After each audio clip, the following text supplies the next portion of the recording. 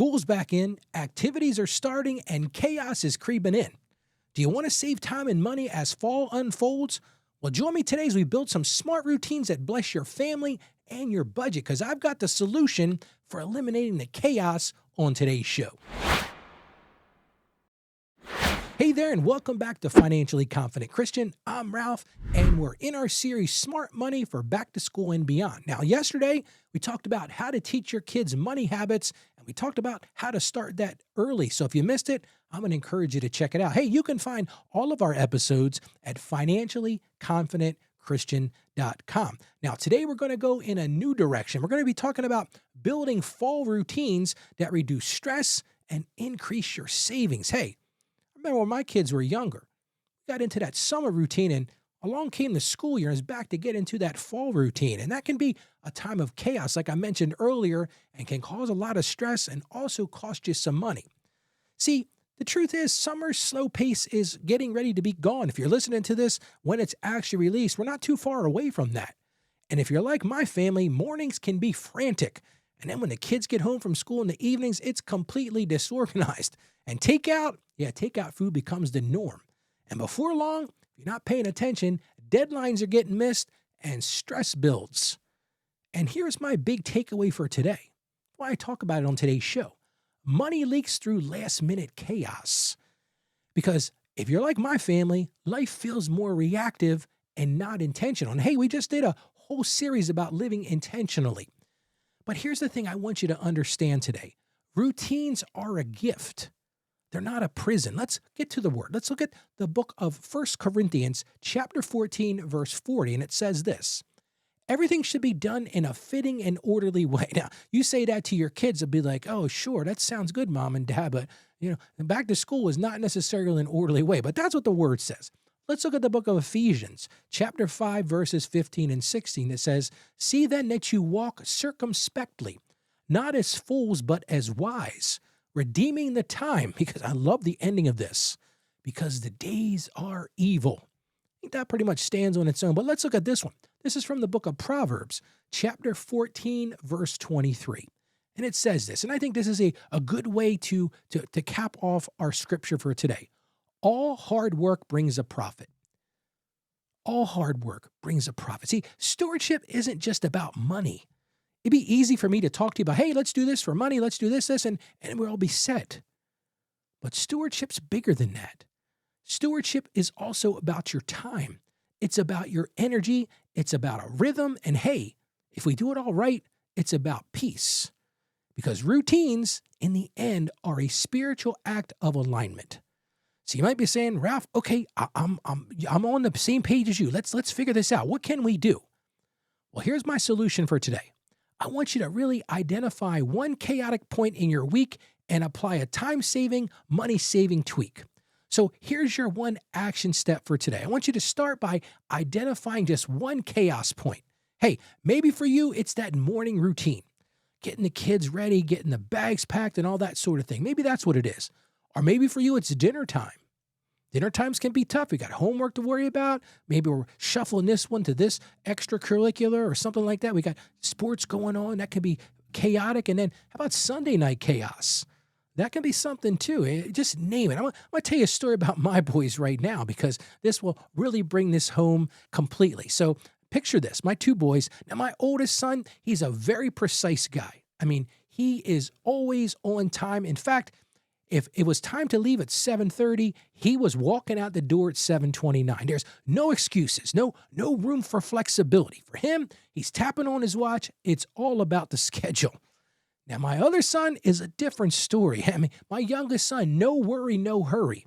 So picture this. My one son, the oldest, is sitting at the door, tapping on his watch. He has got his backpack on. He's ready to go out the door.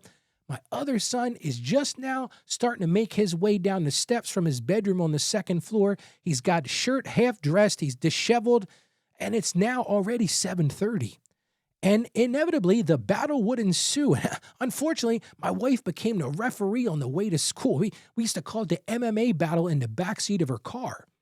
And that's what I'm talking about when I say chaos. So maybe your chaos looks something like that. So identify it. That's where we're going to start. Second thing I'm going to encourage you to do is brainstorm some solutions. We did this. For example, Maybe in the mornings, you prep those clothes the night before. Lay out the clothes, especially if you got real young children, lay out the clothes ahead of time. Maybe you pack the lunches the night before. One of the things that we did is we made sure those backpacks were ready to go. My wife actually bought a bench that sat sort of on the way out the door, and every night before she went to bed on a school night, she'd make sure both of their backpacks were lined up and ready to go. Now, of course, picture my two kids. The one is very regimented, the other one not so much. My oldest son, his stuff was always precise. Everything was zipped up. My youngest son, man, there was stuff hanging out of the sides. That's for another day. But that could be your morning, and that may be a brainstorming solution for the mornings. For dinners, how about this? Plan meals and shop on Sunday. One of the things that my wife became, and I'll use it this way, kind of funny way of saying it, but my wife was the queen of the crock pot. And the crock pot really saved us because we weren't scurrying around and say, okay, what kind of takeout we're going to get? But we planned those things, or I should say better, she planned them. I can't take credit for that. I made sure we got our shopping done on Sunday so that by the time that Monday morning rolled around, we were ready to go.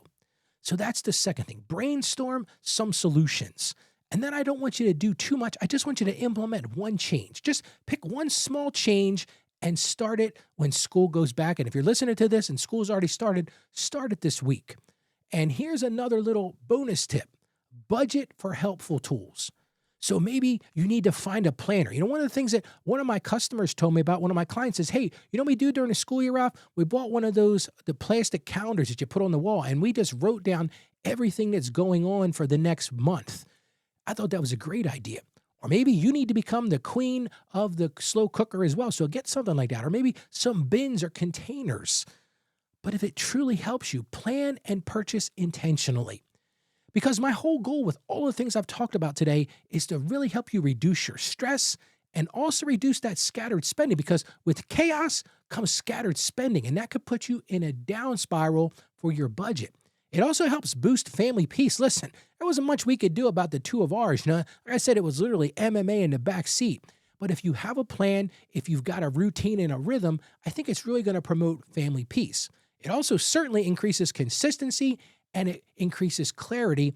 And here's the thing it does in the end. It honors God with structure and order. As the scripture said, God loves structure and he loves order. So let's pray together right now. Father God, we just thank you for the gift of time and the gift of structure. And Lord, we confess we often let schedules overwhelm us. So we just ask that you would help us create rhythms that reflect your peace. Show us where we can save time, Lord, and money through this order and really not get stuck in that chaos. And we just ask that you would give us discipline to follow through and, more importantly, Lord, joy in the process. And we ask this in boldness and in confidence in Jesus' name. Amen. Listen, fall doesn't have to feel frantic. It certainly doesn't have to feel chaotic. Smart routines are your secret to peace, and they're your secret to saving. So again, I'm going to encourage you now, identify your one chaos point and work on tweaking it this week. Just take one at a time. And hey, maybe you do one a week, and over a month or two, you can get all that chaos knocked out. Now, while I'm talking about chaos, one of the things I would love for you to do is share the show with somebody else. Maybe they've got that chaos going on in their lives. Maybe you've heard stories of your girlfriend or somebody told you, hey, guess what? I got this kind of craziness going on in my house. Share the show with them. Send them a text. Send them an email.